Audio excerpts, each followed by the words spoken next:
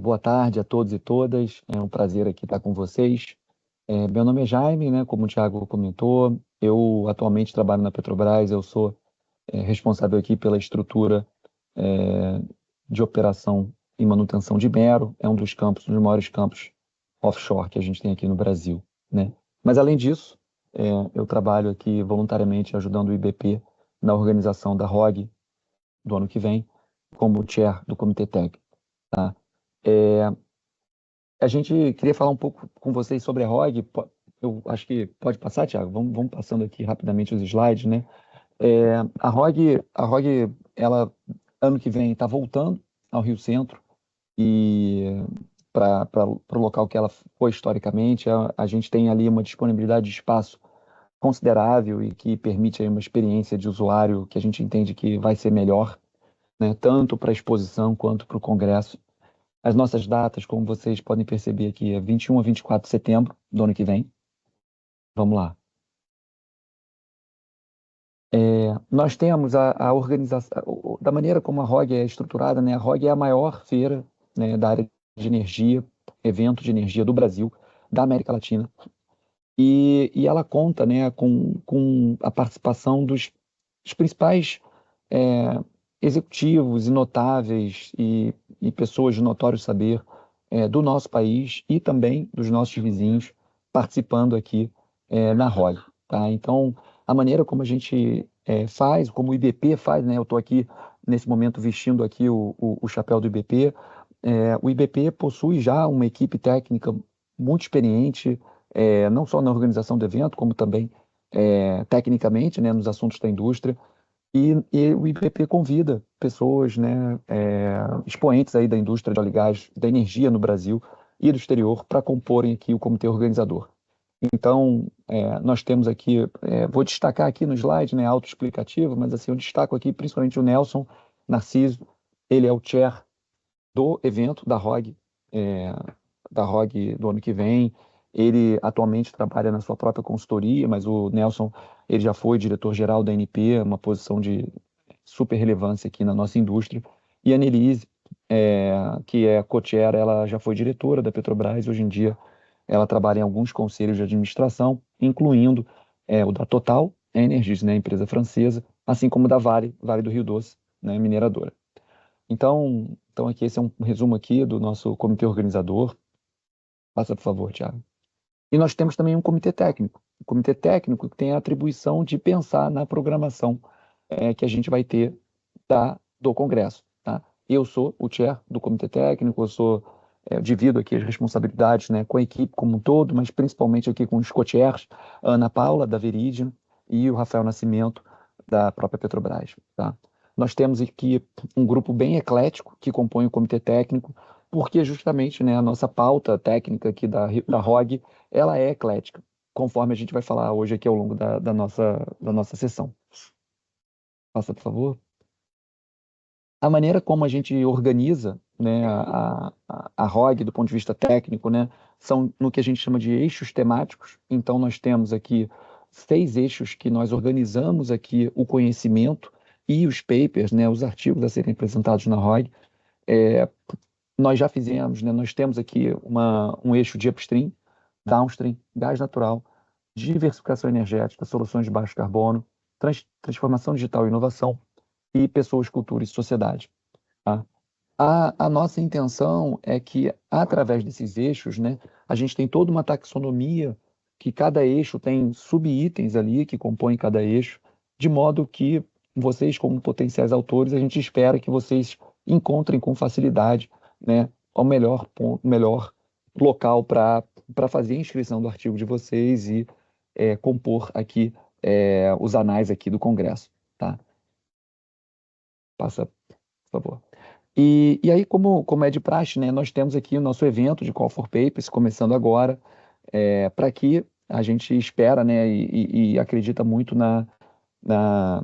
em sempre fazer, né, na melhoria contínua, né, que a nossa ROG de 26 seja melhor do que a ROG de 24, e assim, né, olhando para trás, sempre incorporando as lições aprendidas. Então, a nossa intenção é fazer uma chamada de trabalhos bem ampla, um engajamento com com os institutos de pesquisa, com as universidades, com as empresas, com toda a comunidade técnico-científica do Brasil e do exterior para a submissão dos trabalhos aqui para compor a ROG. Tá? Nós temos aqui um pouco das datas e prazos, né? Então a gente tem uma fase primeira de abstract, né? Que são aqueles resumos, depois tem uma fase dos trabalhos completos, existe uma comissão técnica que julga esses trabalhos e dá feedback para que finalmente eles sejam aprovados e farão parte, os que forem aprovados farão parte da programação técnica do evento. Tá?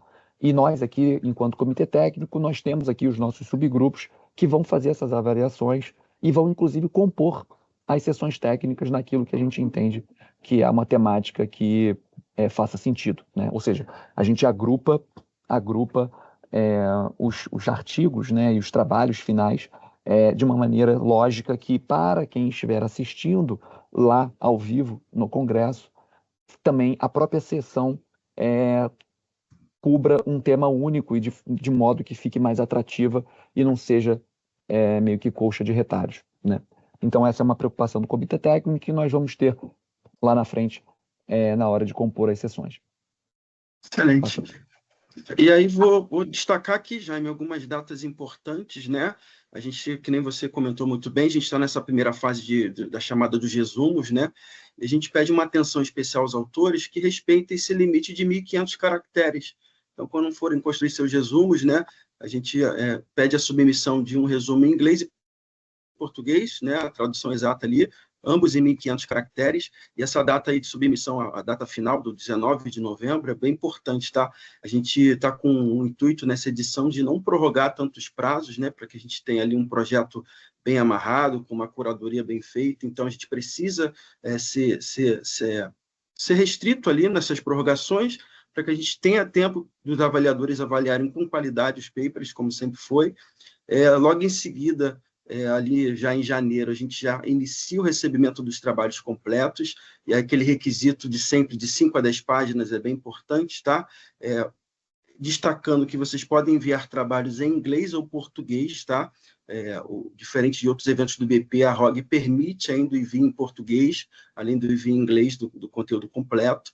E aí, depois dessa avaliação do trabalho completo, os revisores eles podem sugerir mudanças no texto.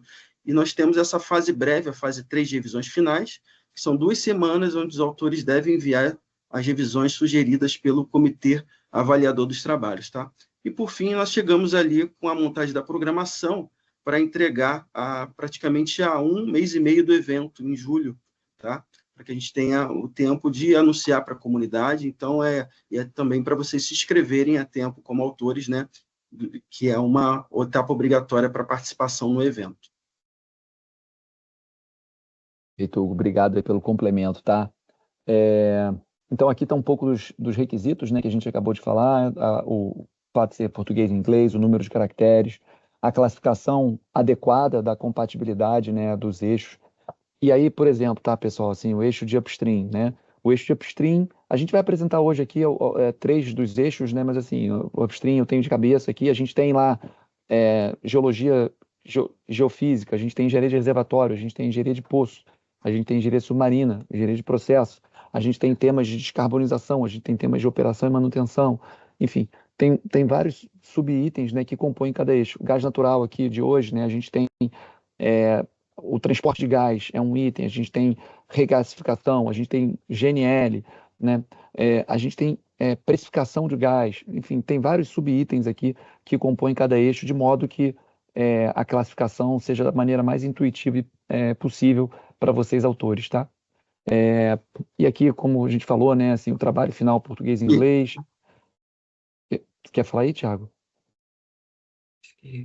Acho que esse é um ponto de bastante destaque, Jaime, de estudar o temário, né, dos autores olharem o temário e verificarem ali qual a melhor compatibilidade para o meu trabalho, porque, de fato, quando a gente escolhe um tema, a gente está direcionando o nosso trabalho para um grupo de avaliadores especialistas naquele tema, e também, de certa forma, esse temário ele vai basear a nossa definição das mesas, das sessões, do agrupamento de temas no momento da apresentação.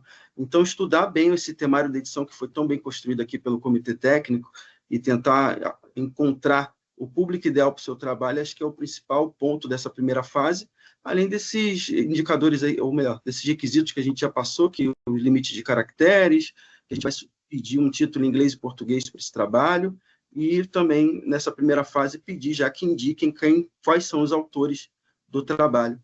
Mas acho que o grande ponto aí foi o que você destacou para estudar um pouco o temário que está disponível já no site.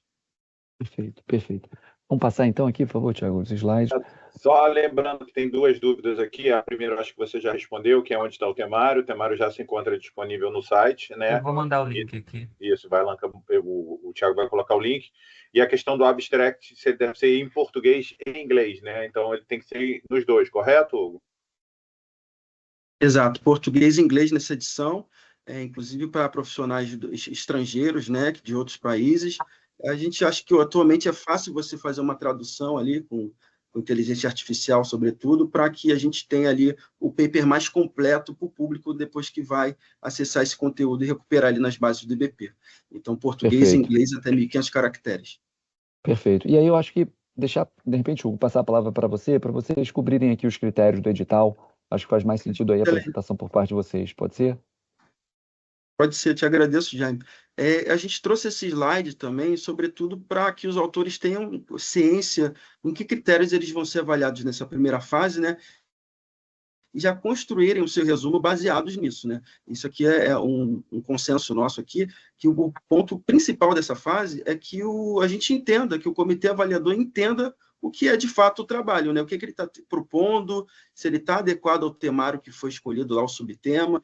Então, a gente destaca, sobretudo, a clareza e o detalhamento da proposta. A gente traz até aqui um roadmap para a construção desse resumo, que é identificar ali o objetivo do trabalho, né? O que o trabalho está entregando de fato, o que ele está se propondo a fazer. A motivação também é importante para a gente. Por que o trabalho foi feito? Por que ele foi criado? Qual o problema da instituição de vocês ou da profissão de vocês que foi identificado para vocês proporem essa solução que vocês estão entregando para a gente no Congresso? O outro ponto importante é a validação, né? A gente sabe que todo trabalho se pretende entregar benefícios, né? Ou conhecimentos para o setor, mas como isso foi validado? Foi validado com métodos tradicionais, com métodos já consagrados no setor. A gente queria entender um pouco de como esses resultados foram mensurados. Os resultados em si, né, é sempre importante destacar o que está trazendo de impacto para o setor de energia, petróleo, gás, os benefícios, e um ponto importante também é a abrangência desse trabalho.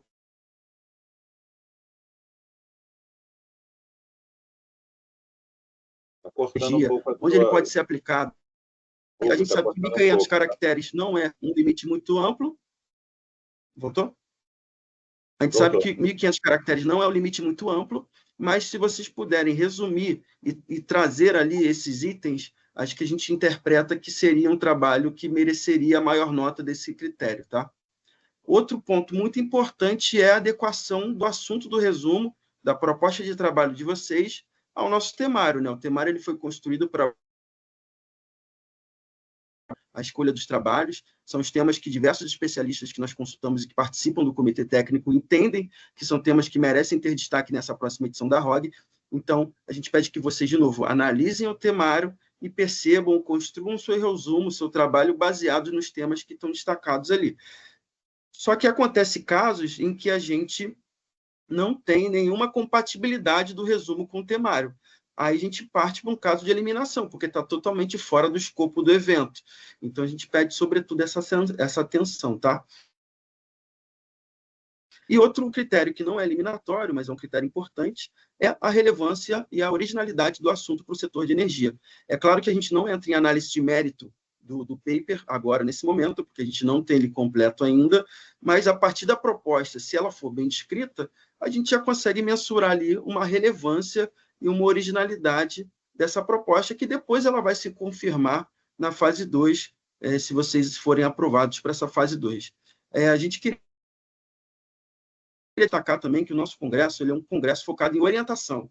A gente sempre tem um intuito de orientar os autores, por isso nós temos 3 fases, né, para possibilitar que os autores, ao enviar seus trabalhos, a gente sabe que tem um esforço envolvido, que eles tenham um feedback sempre, que eles possam melhorar seus trabalhos, e que eles possam, sobretudo, participar do evento, né? A gente, na última edição, recebeu um recorde de 1.600 trabalhos. Pelos indicadores atuais, parece que essa tendência vai se manter. Então, a gente está